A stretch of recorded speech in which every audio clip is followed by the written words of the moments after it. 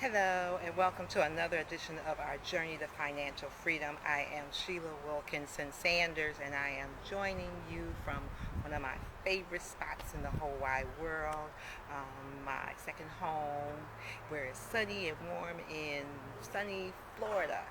And we are moving on our journey to financial freedom. In our previous episode, we were talking about building wealth. That's what we've been talking about in 2017 is building wealth and becoming wealthy. And we were talking about moving from being an employee where you're dependent totally on your income from working to being an entrepreneur and a business owner. Where you ultimately want to be is as an investor, where you are not dependent on getting up and going to a job every day, but instead you have passive income, meaning that you don't have to do anything for the income to come in. That's where you ultimately want to be. So let's talk a little bit about that today. And there are different types of investment strategies, and I know that many of you have asked me about this on multiple occasions, and I encourage you, as I always do, to have your team of professionals. And one of those professionals is a financial advisor, an investment manager that will help you with your portfolio. But we've talked multiple times about what's most important is having multiple streams of income. So that business, those businesses, those are multiple streams of income. But you want to have a diversified portfolio with stocks and bonds and futures and options and annuities and mutual funds and real estate in it. And so I want to talk to you a little today about real estate because that's where my passion is, that's where my love is what helped me get to where I am today. And when I was an active real estate broker, I had people come to me all the time and say, Sheila, I want to invest in real estate. And I would say, okay, let's sort of talk about where you are right now. Tell me about the real estate investments that you have. And it was always interesting when I had people come to me and wanted to invest in real estate, but were still renters. And I had to explain to them how illogical it was for them to want to invest in real estate, but not live in that real estate that they were investing in. Because if you own a home right now, you are investing in real estate. Yes? You know, we talk multiple times about net worth, which helps to define where you are in your wealth world.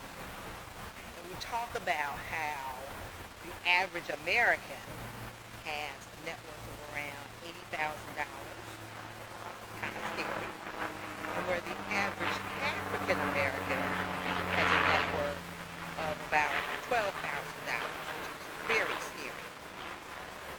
Now, that average American, that $80,000 average American, 80% of those, that net worth, a large portion of that net worth, is the real estate that they own, their home. That's the easiest way to start building your net worth because generally speaking, and we'll talk about this in the future, you have some equity in that home. Remember, net worth is assets less liability. So you have your home as an asset, and as you pay in your mortgage, you build equity in that asset. You reduce your liability, the amount you owe, and that net amount is your net worth. Now, so that for that $80,000,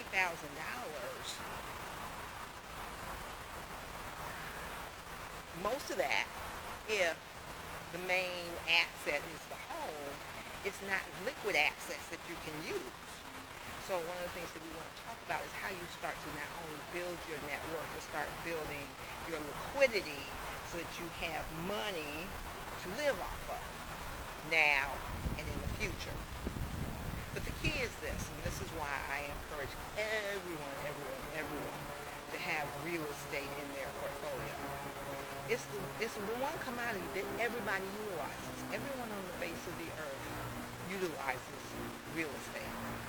Whether you're renting, whether you're owning, whether you're homeless, you live somewhere, you sleep somewhere, you have somewhere where you lay your head down, sit down, and that's real estate. So whether you own it or not, real estate is the one commodity that everyone utilizes at some point in time. So let's go back to investing in real estate. And that investor that wants to invest in real estate, but is a renter. And why that's illogical.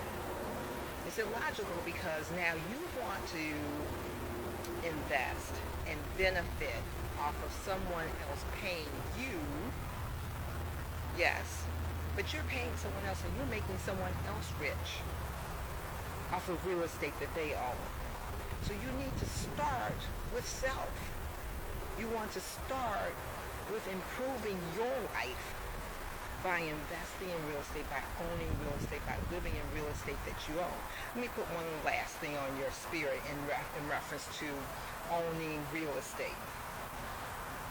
Let's say that you are renting an apartment for $1,000 a month. Not an unreasonable number, right? Over 10 years, and I always like to deal in round numbers because it's easy to understand. So in 10 years, that $1,000 a month is $120,000 that you will have paid someone else to make money off of you. That same $1,000 a month with today's interest rates, you could have a $200,000 house that you would be paying on less taxes and insurance. Let me repeat that. If you purchased a home today at interest rates which are around 4% today, and they're going up, you could purchase up to a $200,000 house and make a monthly payment of $1,000 less taxes and insurance. So look around you for those of you that are renters. Which would be better? Renting where you are right now or owning a home at a value of about $200,000 and starting to build equity and build your net worth. I hope this has put something on your spirit, something for you to think about. I want you to remember to stay faithful, remember to stay focused, remember to stay committed, and just start to enjoy life and understand that it is possible to be wealthy. Enjoy your week.